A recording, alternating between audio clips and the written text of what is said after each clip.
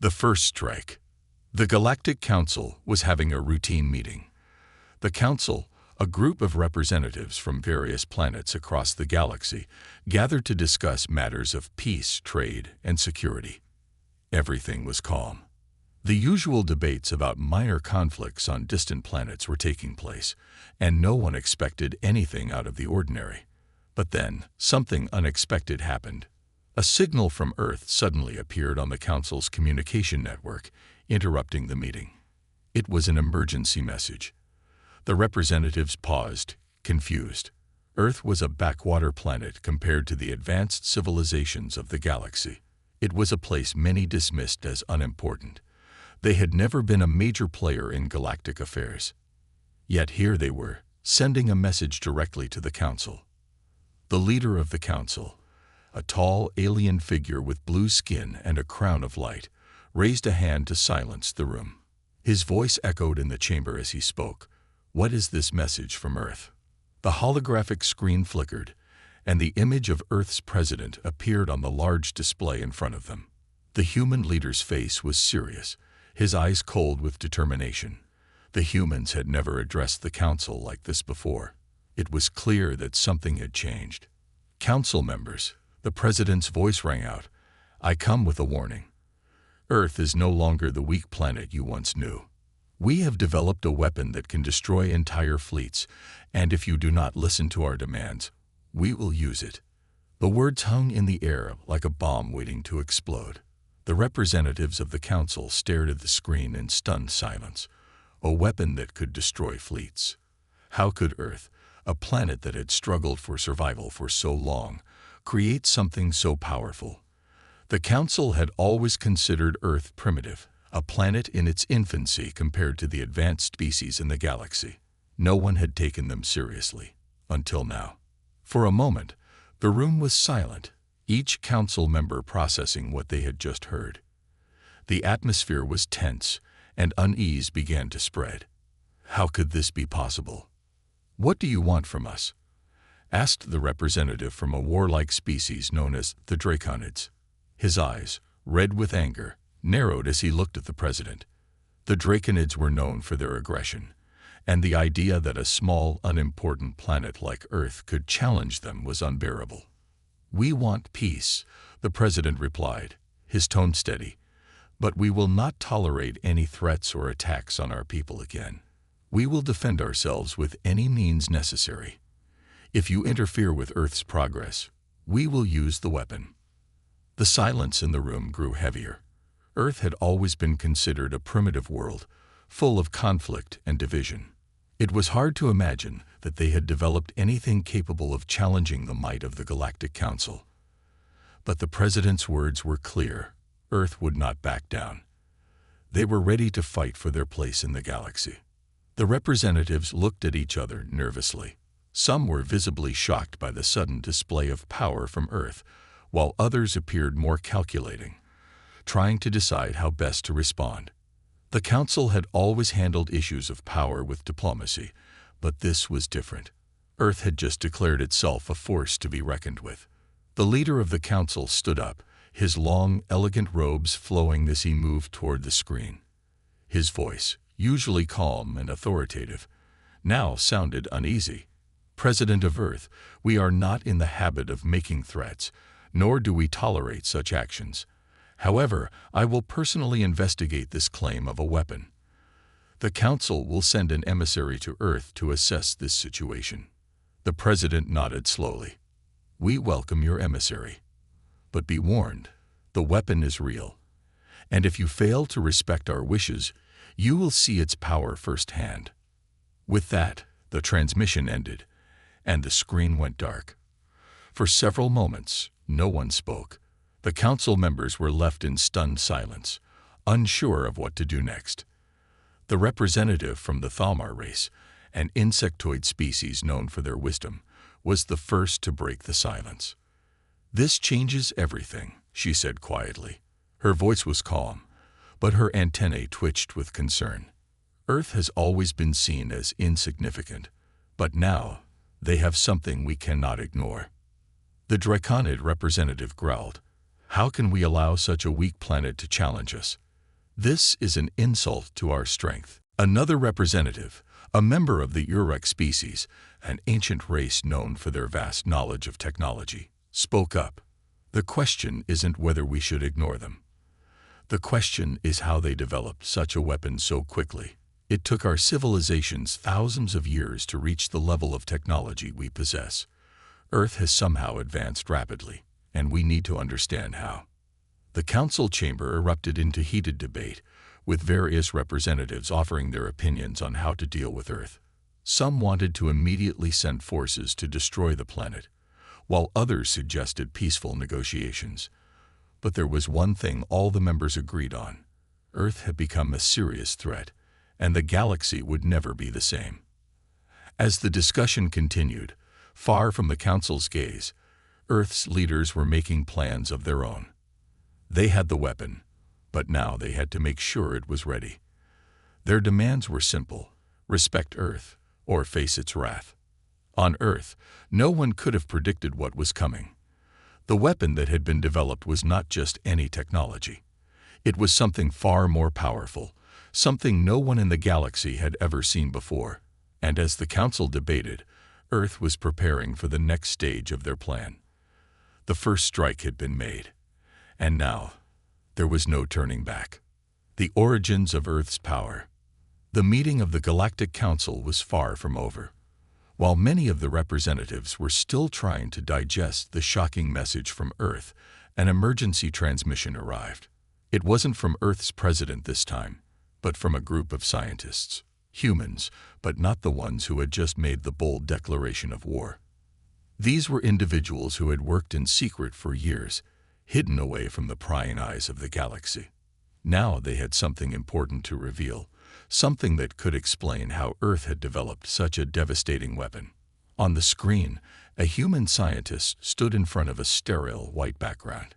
His face was weary, his eyes tired but focused. He wore a simple white lab coat, but his hands trembled slightly as he spoke.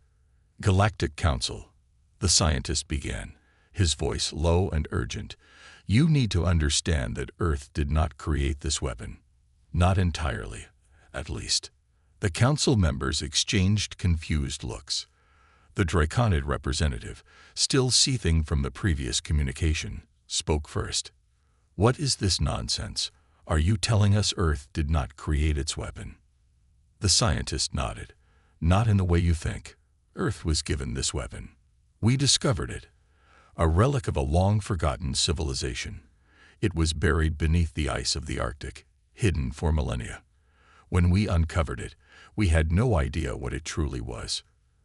The room fell silent. Every member of the council, regardless of their species, had heard of ancient artifacts before, but none had ever come close to something as powerful as what Earth was claiming. For years, the galaxy had searched for traces of lost civilizations, but this was something entirely different. The scientist continued, the fear in his voice now becoming palpable. "At first, we thought it was just a piece of technology, a relic of a past civilization, maybe even older than anything the galaxy had ever seen.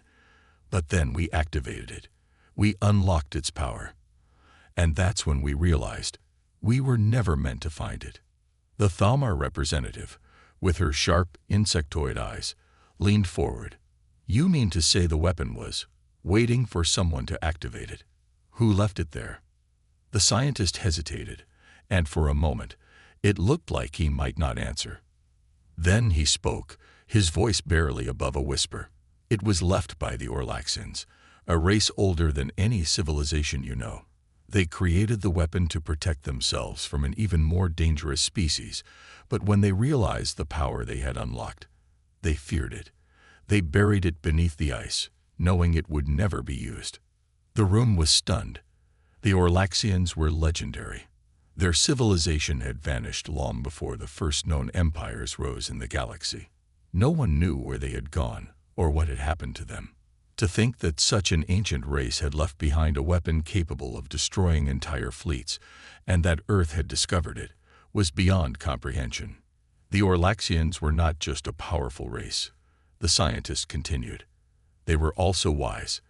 They knew that absolute power could corrupt. So they sealed the weapon, ensuring no one could use it unless they were desperate enough to risk unleashing its full potential. The Uruk representative, known for their ancient wisdom, narrowed his eyes. And Earth?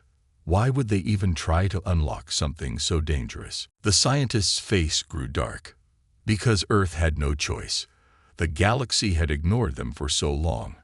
They were attacked time and time again, always outnumbered, always under threat.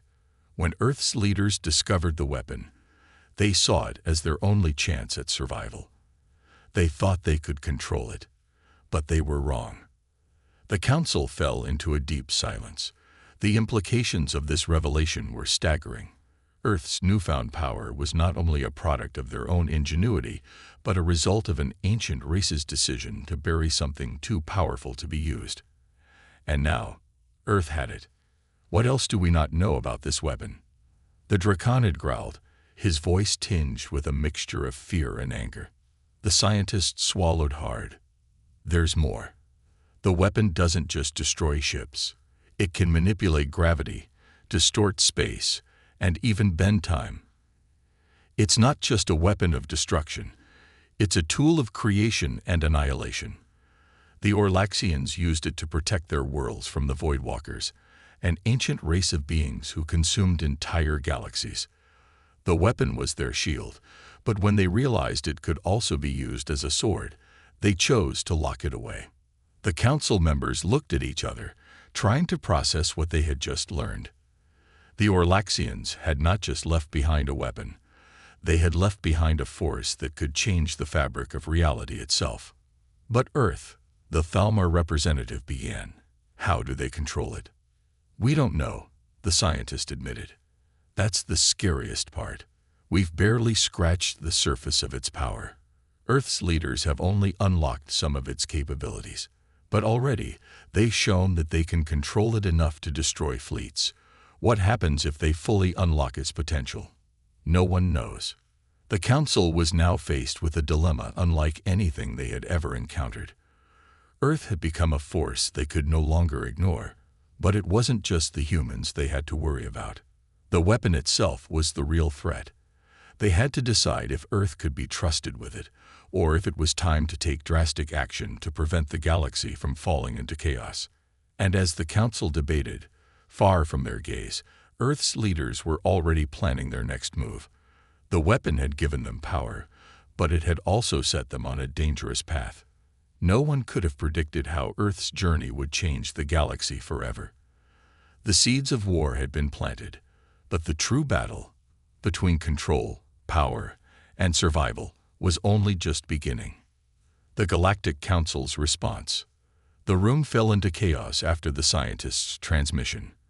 Representatives from across the galaxy, once confident in their collective strength, now sat in stunned silence, reeling from the news about Earth's newfound power. The discovery that Earth held the key to an ancient weapon capable of warping reality itself sent shockwaves throughout the council chamber. How could they respond to a threat that was both old and terrifying, yet brand new? The leader of the council, a towering figure of grace and wisdom, stood up slowly, his mind racing. For centuries, the council had upheld peace, maintaining a delicate balance between the galaxy's civilizations. They had seen war, yes, but never something on this scale. Nothing that could unravel the fabric of the universe itself. Earth, a planet once dismissed as insignificant, had now become the greatest threat to galactic stability. The leader's voice echoed through the chamber, firm but laced with uncertainty. We must be cautious. We cannot act out of fear. Earth has warned us, and their message cannot be ignored. But we cannot simply let them hold such power without understanding it. His words hung in the air, and for a moment, it seemed that the debate would calm. But it didn't. In fact, it only intensified.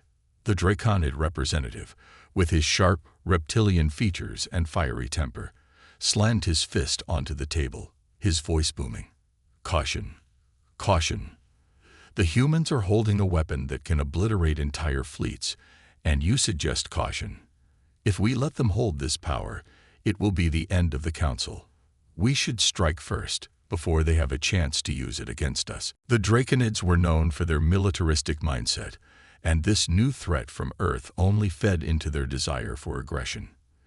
His words resonated with several other war-hungry factions who saw only one way to deal with Earth's challenge: destroy it before it could get any stronger. "But we don't even understand the full scope of the weapon," protested the Uruk representative, his voice calm but filled with grave concern. His species, ancient and wise, prided themselves on knowledge and strategy. "If we attack Earth now, we risk losing everything. There is more at play here than just a weapon. This could be the beginning of a new chapter for the galaxy, one that we are not prepared for." The debate raged on, but one thing was clear: the Council was divided. Some saw Earth's weapon as a threat to be neutralized, while others saw it as an opportunity to learn from the ancient technology and possibly unlock even greater power. And then there were those who feared what might happen if they ignored Earth's warnings. A tall, sleek figure from the Helix race, known for their cold rationality, spoke up. "Perhaps the best course of action is a diplomatic envoy. Let us send a delegation to Earth to meet with their leaders and understand their true intentions. If their goal is peace, then we must explore that path. If it is war, then we will be ready." The idea of diplomacy seemed to be the only viable option to some, though many of the more aggressive factions rejected it outright. The Council's unity, once so firm, was now splintering under the weight of Earth's challenge. Before the debate could escalate further, a sudden message interrupted their discussion. It was from Earth, but this time, it wasn't from their president. The transmission showed an image of a tall, stern human general, someone who appeared to be a military leader rather than a diplomat. His eyes were cold, and his uniform was lined with insignia of war. The very presence of this figure sent an unspoken message: Earth was ready for battle. "Council of the Galactic Nations," the general's voice was calm, but there was an underlying threat in his words. "This is General Marcus Kane of Earth's United Forces. You have had your warning. You've seen the power we now possess. Our weapon is in full working order, and we will not hesitate to use it if you continue to provoke us. But if you are wise, you will understand that we are not here to destroy the galaxy. We are here to protect it from threats that you cannot even begin to comprehend. The weapon is a deterrent, not an instrument of conquest. Choose wisely, Council. You may yet decide how this ends, but time is running out." The transmission ended abruptly, leaving the Council members in stunned silence. The message was clear: Earth was not bluffing. The general's cold, calculating tone suggested that they were prepared to go to war if necessary, but it also hinted at something else, something far more complex. Earth was not just a planet looking for a place at the table. They were positioning themselves as guardians, protectors of something far more important than the fragile peace the Council had maintained for centuries. A deep unease settled over the Council as they absorbed the implications. Was Earth's sudden rise to power truly a reaction to their years of suffering, or was it part of a larger plan, one that even the ancient civilizations of the galaxy hadn't foreseen? As the debate resumed, the leader of the Council called for a vote. Should they send an envoy to Earth, or should they prepare for battle? The decision was crucial, and each member knew that the wrong choice could plunge the galaxy into chaos. The representatives cast their votes, and the results were divided. A majority agreed to send the diplomatic envoy, hoping to learn more about Earth's intentions, but there were those who refused to trust the humans, who still saw them as a threat that must be neutralized before it was too late. Earth's weapon had made them a formidable force, and there was no turning back.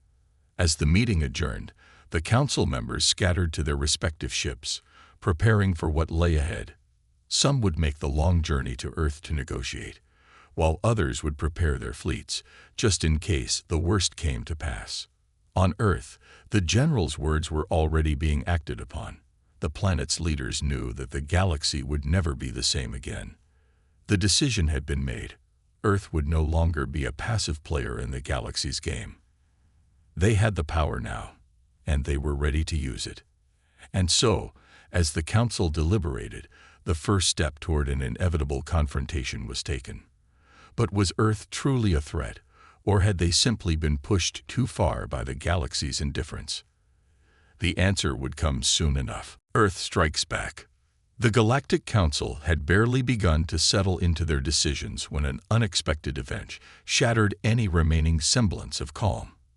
The message from General Marcus Kane had been chilling, but it had also been measured. It suggested that Earth was willing to negotiate, but the Council's hesitation had led them to miscalculate the depth of Earth's resolve. They had underestimated the humans' determination. It wasn't long before the first signs of Earth's might were felt.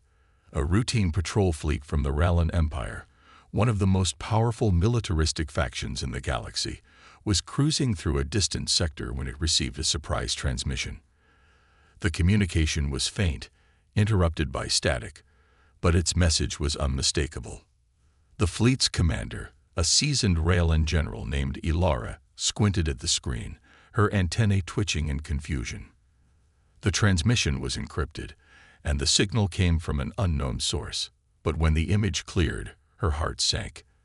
The screen revealed a warning, not from the usual Galactic Emergency Network, but from Earth. Commander Ilara, the voice of Earth's military leader, General Kane, echoed through the transmission. You are currently in the vicinity of Earth's territorial zone. Your fleet is in violation of our established borders. If you do not immediately change course, we will consider your presence an act of aggression. Do not test us. For a moment, General Ilara's mind raced. The Rallan Empire had been one of the first to dismiss Earth as an insignificant planet, and she had heard the rumors. Earth had become bold, had become strong. But this was unexpected. Before she could respond, the transmission was interrupted by an explosion. The image cut out for a split second, then flickered back to life.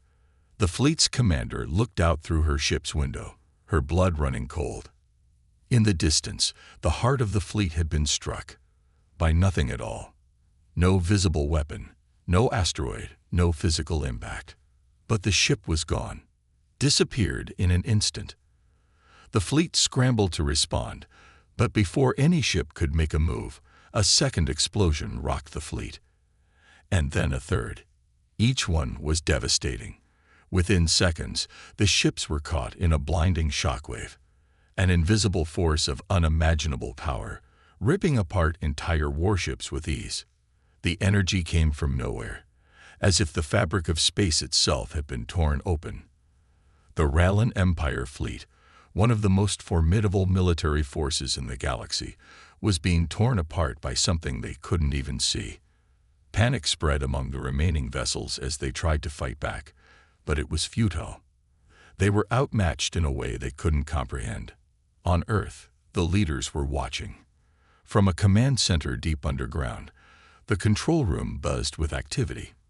The scientists, the military strategists, and the politicians who had been working in the shadows for years now saw the true power of the weapon they had uncovered. Earth had always been at the mercy of others, always fighting to survive. But now, the tables had turned. General Marcus Kane stood before a massive holographic display, watching as the fleets of the Rallan Empire disintegrated on the screen. A few scattered ships managed to escape, but most of the fleet was gone. It had taken only moments. The weapon, once an unknown force of destruction, was now in full operation. His voice was calm, but there was no mistaking the gravity of his words. This is the power of Earth's resolve. Do not mistake our need for survival for weakness. We will no longer be a pawn in your galactic games. The room went silent as the magnitude of what had just happened began to sink in. Earth had struck back, swiftly, decisively, and with a force so powerful that no one had seen it coming. The shockwaves from the attack rippled through the galaxy, and every corner of the Council knew now. Earth was no longer to be ignored. The weapon was real, and it was beyond anything they had imagined. Meanwhile, far from Earth's borders, the news reached the Galactic Council. The devastation of the Rallan fleet sent shockwaves through the galaxy. The once proud empire, known for their military prowess, had been obliterated by a force that didn't even need to show its face. The Relans were reeling, their leaders in disbelief. How could this have happened? How could Earth, a once dying planet, have developed something so powerful in such a short time? Within the council chamber, the debate had reached a fever pitch. The representatives were no longer simply divided. They were scrambling to reassert control over a situation that had spiraled beyond their expectations. This is no longer a matter of diplomacy, the Uruk representative said, his voice cold and precise. Earth has proven they will not hesitate to use the weapon. We must decide how to deal with this, or the galaxy as we know it may collapse into chaos. The Draconid representative snarled, his temper flaring once again. What are we waiting for? We should strike before Earth gets any stronger. But the voice of the Helix representative, calm, calculating, and deliberate, cut through the uproar. If we attack now, we risk war. Earth has proven their power, but they also proved one thing more. They are not out for conquest.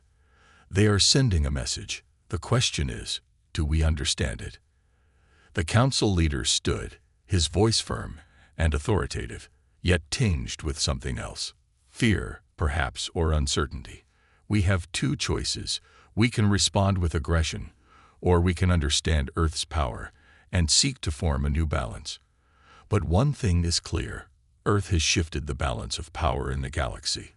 We can no longer treat them as a fringe world. On Earth, the battle was over, but the war had only just begun. General Kane stood before his officers, his eyes hard with determination. We've made our point. The galaxy knows our strength, but this isn't about domination. This is about survival.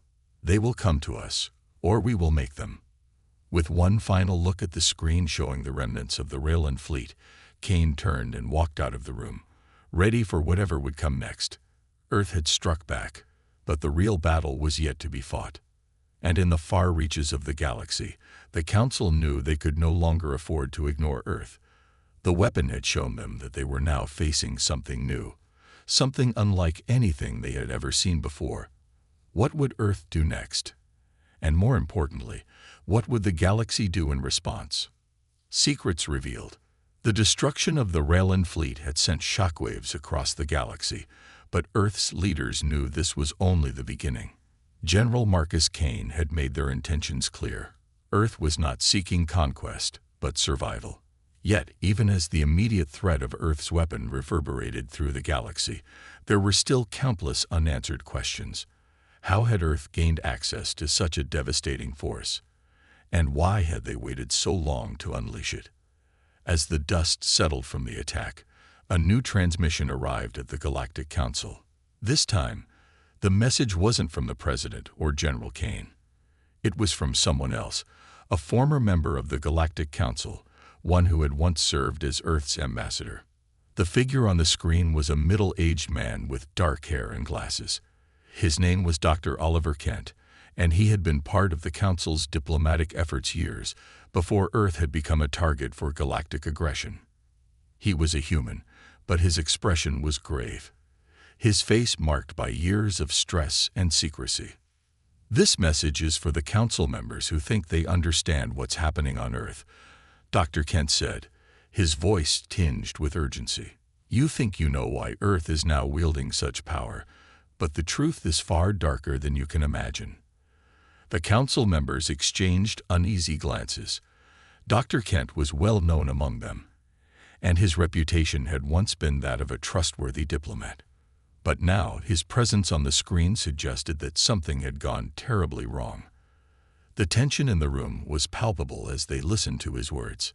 The weapon that Earth has uncovered, Dr. Kent continued, was never meant to be used by anyone, not even the Orlaxians. It is far more than a tool of defense. It is a harbinger of destruction, a relic of a war that wiped out entire galaxies. And what you don't understand, what no one understands, is that Earth did not find the weapon by accident. They were led to it. The Council leaned in, led to it. That was a new revelation. No one had known that Earth had been guided to the weapon. The Orlaxians had hidden it away in the ice of Earth's polar regions, sure, but how could a primitive planet like Earth have stumbled upon something so powerful unless it had been directed? Dr. Kent's next words confirmed their suspicions. The truth is, Earth's leaders were not the first to uncover the weapon. The discovery was made years ago by a group of scientists working in secret, but they were not alone. Someone had been watching them. Someone from the shadows. The room grew cold. Dr. Kent's words were sending ripples of fear through the council. Who could possibly be watching Earth?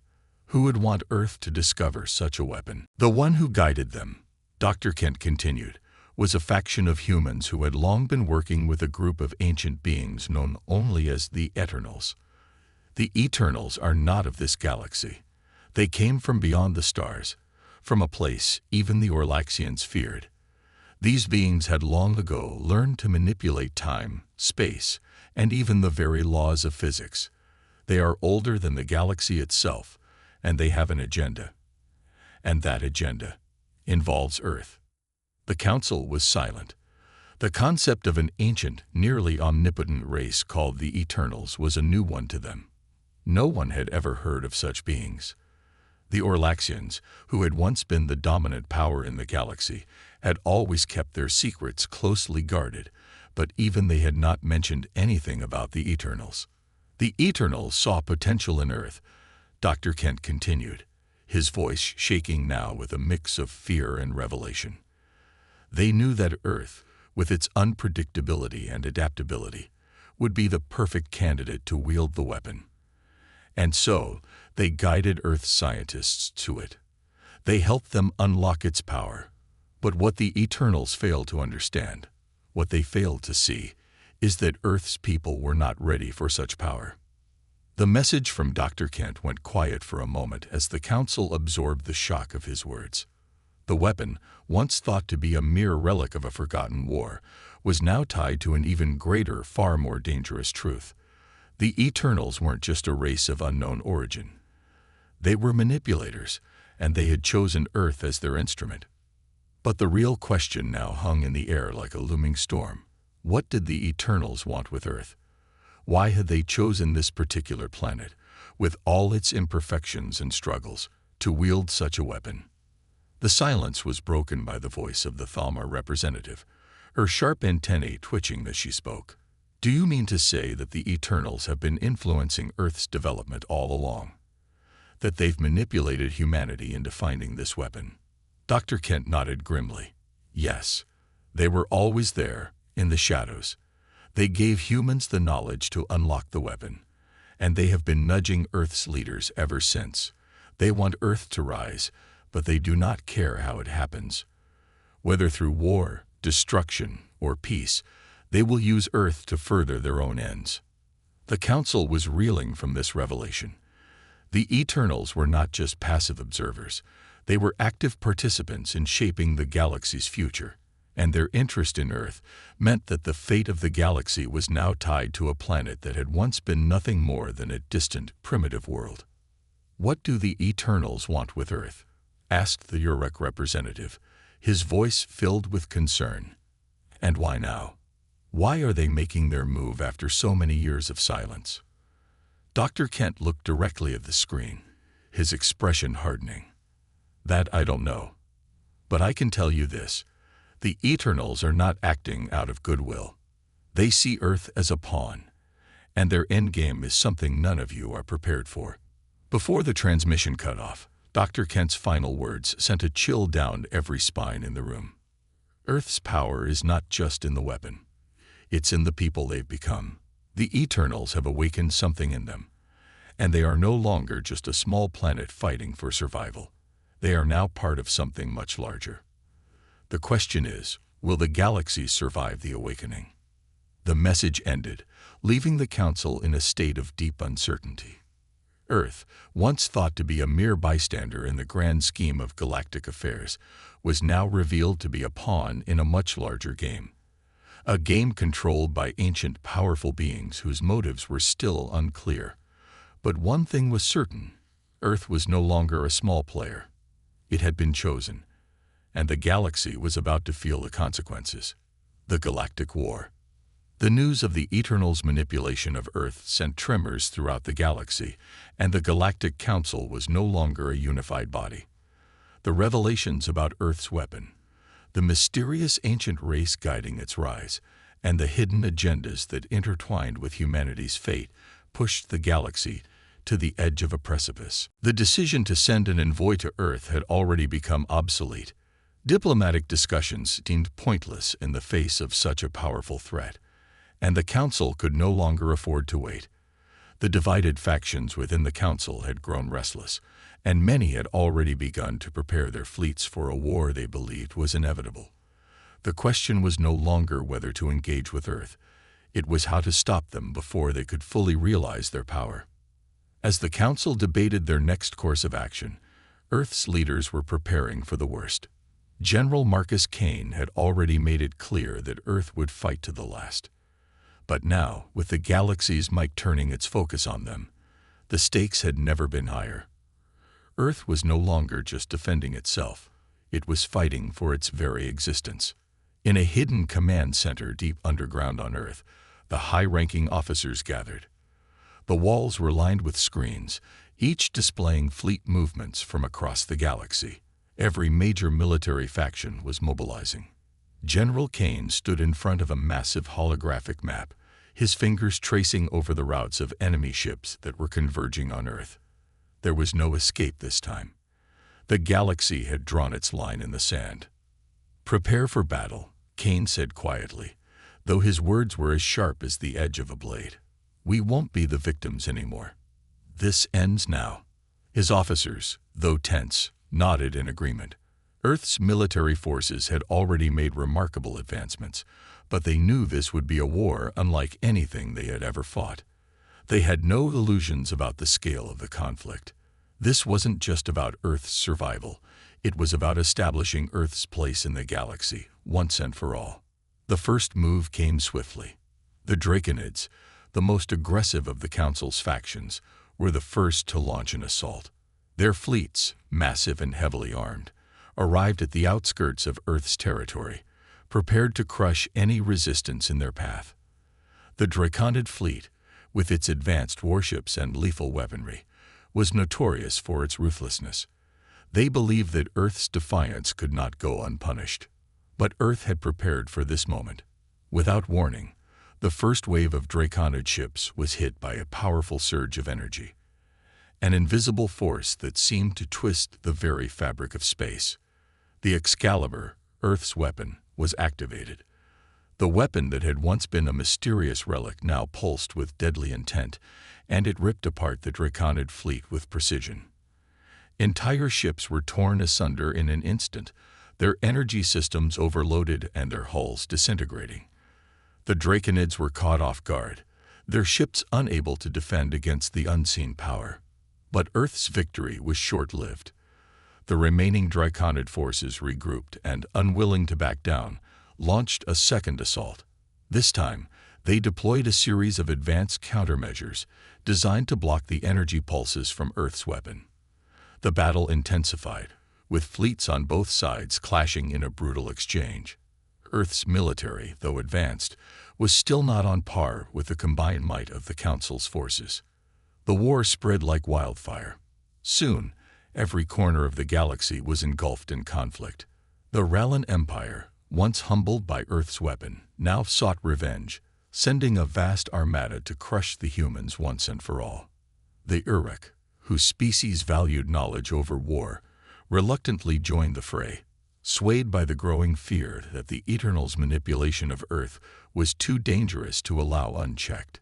Even the once neutral Helix began to move their fleets, seeing that Earth's newfound power could upset the delicate balance of the galaxy forever. As the battles raged on, Earth fought back with everything it had. The weapon, though capable of immense destruction, was still not fully understood. Its limits were unknown, and each time Earth used it, the risk of losing control grew. The weapon was not just a tool of war, it was a ticking time bomb.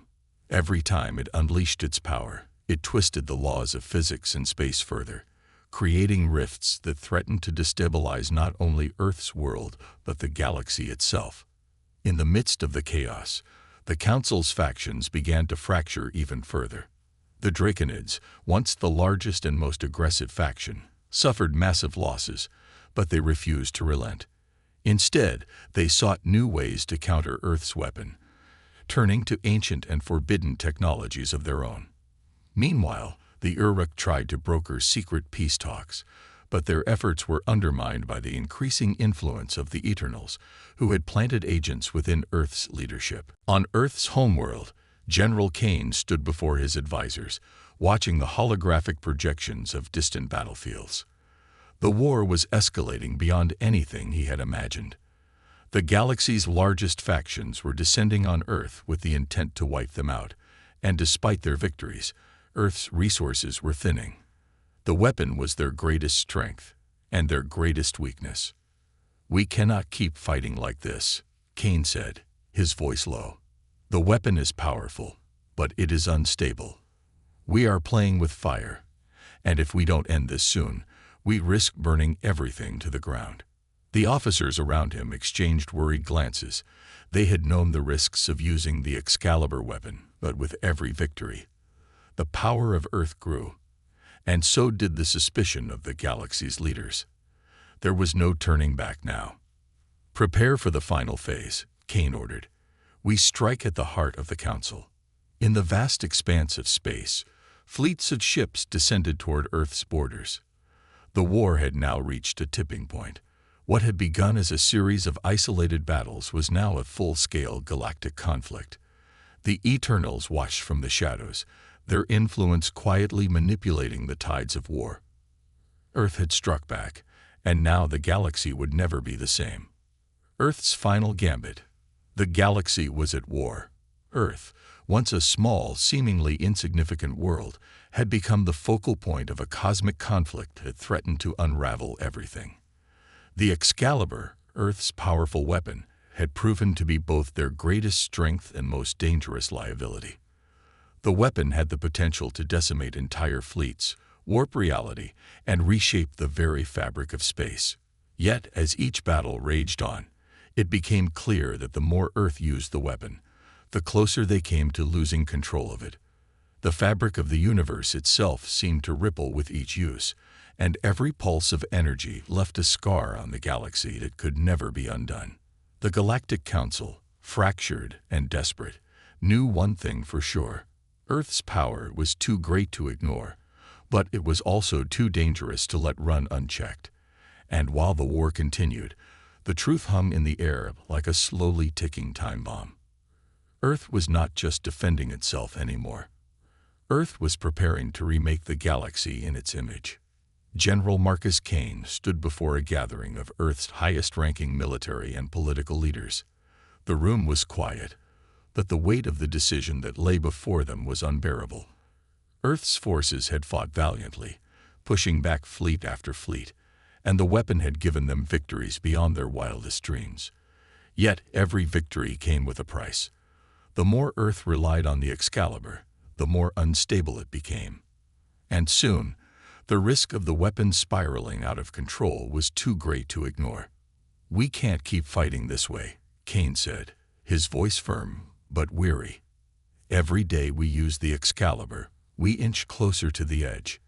The Council wants us to destroy them, but what if we destroy ourselves in the process?" One of his senior advisors, a woman named Alina, stepped forward. "We have no choice, General.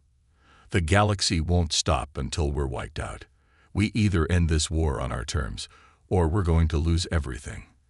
The Eternals will never let us stop using the weapon. Their plan is already in motion. They'll use Earth for their own ends, no matter the cost." Kane looked around the room at his leaders, the weight of their future pressing down on him. There was no more time for hesitation. They had reached a crossroads. Earth had shown the galaxy that it was capable of defying the odds, but now it was time to decide what kind of future they would have, if any at all. The room fell into a tense silence as they prepared for what would come next. Then, as if on cue, the massive screen in the room flickered to life. A transmission had just come through, but this time it wasn't from Earth's leaders. It was from the Council. The face of the Council's leader appeared on the screen, his expression grim. "General Kane, you've proven your strength, but you've also proven the true danger of your weapon. We have seen the destruction of entire fleets, the warping of space itself. But now, you have a choice. You can either use the weapon to destroy us all, or you can help us prevent the unraveling of the galaxy. The Eternals have manipulated you, and they have manipulated us all. The time for war is over. The fate of the galaxy is in your hands." The transmission went silent. General Kane was left staring at the screen, feeling the weight of the galaxy's expectations press down on him. "We can't trust them," Alina said bitterly. "The Council will use this as an opportunity to destroy Earth, just like the Draconids and the Rellans tried to. The Eternals are playing a game, and they'll sacrifice us all to win." "But what if the Council is right?" Kane replied, his voice quiet. "What if the weapon is tearing apart more than just fleets? What if we're all caught in a trap we don't even understand? The Eternals' manipulation runs deep, and we can't ignore the fact that they've been pulling the strings this entire time." The room was filled with murmurs of uncertainty. The decision now was no longer about fighting a war. It was about survival. Should Earth continue to rely on the Excalibur and fight until the galaxy burned to the ground, or was it time to turn against the very weapon that had brought them to the brink of victory? Without warning, the room's lights dimmed, and a new transmission came through, this time from a familiar face. Dr. Oliver Kent, the former Earth ambassador to the Galactic Council. His face was strained, his eyes wide with fear. "General, I found something," Dr. Kent said, his voice tinged with desperation. "Something that could end this war, and possibly save the galaxy. I've discovered the truth about the Excalibur. It's not just a weapon. It's a key to unlocking something beyond even the Eternals' control. If you use it the wrong way, the entire galaxy will be consumed by chaos. But if we use it right, we can break free from the Eternals' influence. Earth can have its independence, and the galaxy can be free of their manipulation." The room went deathly silent. What Kent was suggesting was both terrifying and thrilling. The Excalibur, a weapon that had been humanity's greatest tool, was now being revealed as something far more dangerous, and possibly far more powerful than anyone could have imagined. "We have to make a decision, General," Alina said, her voice low and tense. "Do we destroy the weapon and risk losing everything, or do we use it to break the chains the Eternals have wrapped around us?" General Kane closed his eyes, taking a deep breath. The weight of his decision hung over him. There was no turning back now. The future of the galaxy was at a crossroads, and Earth's next move would decide everything. "Prepare the Excalibur for one final strike," he ordered. But this time, there would be no blind attack. This time, Earth would use the weapon differently. They would use it not to destroy the galaxy, but to reshape it, to break free from the Eternals' control and give humanity the freedom to chart its own future. The final battle would not be fought with fleets or armies. It would be a battle for the galaxy's soul. As Earth activated the Excalibur for one final time, the galaxy held its breath. The weapon surged to life, but this time, instead of obliterating ships, it sent a shockwave through the very fabric of space itself. The galaxy trembled as the Excalibur unraveled the hold the Eternals had over the galaxy, shattering their influence. For the first time in centuries, the galaxy was free.